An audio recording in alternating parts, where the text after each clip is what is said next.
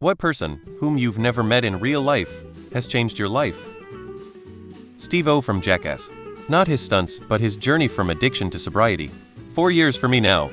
According to my medical bills, there's a lot of doctors I didn't meet that saved my life. This will be silly, but Allison Hannigan. There's an episode of How I Met Your Mother where Lily and Marshall are in a moving truck eating sloppy joes.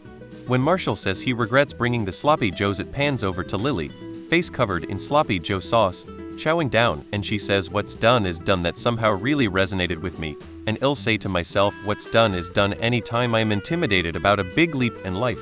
It reminds me just to live in the moment, and that even if my choice leads to a huge mess I can still just enjoy the outcome for what it is. I've become more bold in life since seeing that episode. Prince. I got divorced because of his death. When the internet first emerged, Prince had a big presence online. He would invite everyone up to Paisley Park for pajama parties. I always figured I could go another time. When Prince died, it made me realize that life is short and you only get one shot at it. I missed out on opportunities because I figured I had more time. I divorced my cheating spouse, always figured I'd put up with it until the kids were grown and found the love of my life. No regrets. Terry Pratchett. There are 2 lines in his Discworld series that changed how I view things. The first is when Tiffany Aching in Hat Full of Sky talks about third thoughts. The way I've always interpreted her explanation of their rarity importance is that your first thoughts are your immediate gut reaction, sometimes laced with unconscious bias thoughts. Your second thoughts are your reactions to your first. They are a little less common, totally depend on how self-aware you are. They are important when you have them. Those are the thoughts you usually act on. But third thoughts are even more rare. They are the ones that cause you to be a critical consumer of your second thoughts, which can swing you too far from first lead to insight, real change. They are the power thoughts, the ones you strive for if you're even able to reach them. This piece in the writing has made me so much more thoughtful and empathetic, less reactionary. The second is his exploration in The Night Watch about how poverty breeds poverty when explaining poor people buying boots versus wealthy. It's commonly quoted and great way of explaining how poverty workers cannot budget themselves to financial stability to people who are entrenched in their views. Dolly Parton. Before anyone laughs, I'm absolutely not talking about the over-commercialized Dolly most people think of today. I'm talking about the true Dolly. When I was in training for my first job, we had to go around the room and say who we admired the most. Everyone was saying their mom, dad, etc. I spoke up and said Dolly Parton. Some giggled, but I wasn't lying. I read her autobiography when I was a senior in high school. Until that point in my life, I thought I was destined to be a housewife with 2.5 kids, because that's what good small-town Southern girls do. It was Dolly who opened my eyes to do much more. It was Dolly who instilled that some people are truly meant to be aunts and uncles, not parents. That was some 20 years ago. She gave me the courage to leave my hometown, not have kids, and live a great life. Thanks, Dolly. Neil Gaiman. So, you know, I've been having a rough few months. Chester Bennington. Stopped me topping myself as a teenager.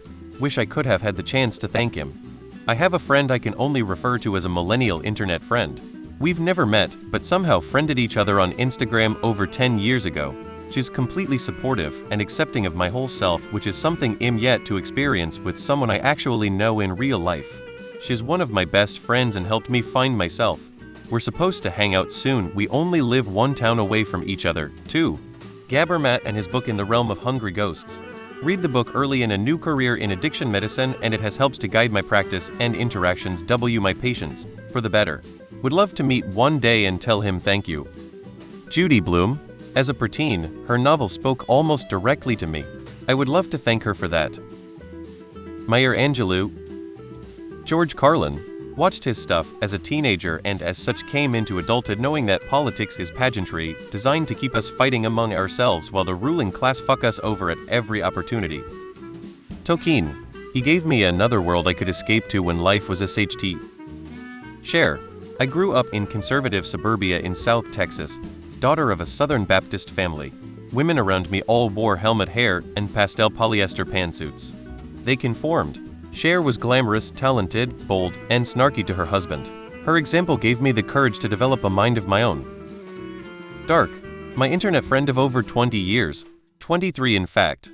We don't talk daily, sometimes not even monthly.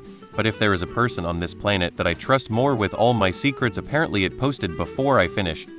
I was 18 years old. I grew up in a racist household, in a racist town, taught racist shit. I was racist. I was home from work one day watching Oprah's talk show.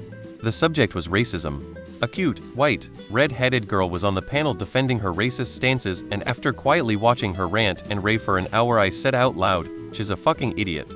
All her reasoning was just nonsense. At that moment it all clicked with me. She was spouting off all the same shit I heard and said for years. A true OMG moment. This is what I sound like. The next week I had a lot of contemplation and shame about what things I said, thought, and did in my past. I've changed since that day. I was homesick and watching daytime TV. I'm an entirely new person since then.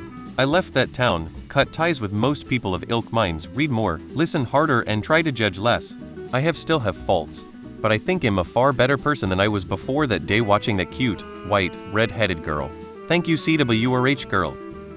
Bob Dylan. Everyone wants a blurb that they can fit neatly into an overhead compartment, but you won't get far that way. To me, it all circles back to being a rare example of individualism. He demonstrated to me what it is to have the courage to be highly authentic as an artist. Everyone on here that has had kind words for me on my cancer posts. Sometimes I don't have the strength to prop myself up, but everyone here is right there for me when I need them. Pete Seeger. I sing and perform folk and Americana songs. Pete taught me how to get an audience to sing along, whether that be 5 people around a campfire or 500 people in an auditorium. He used to do it with 5,000 or more people when he gave concerts. He also influenced me with respect to civil rights, environmentalism, and the peace movement.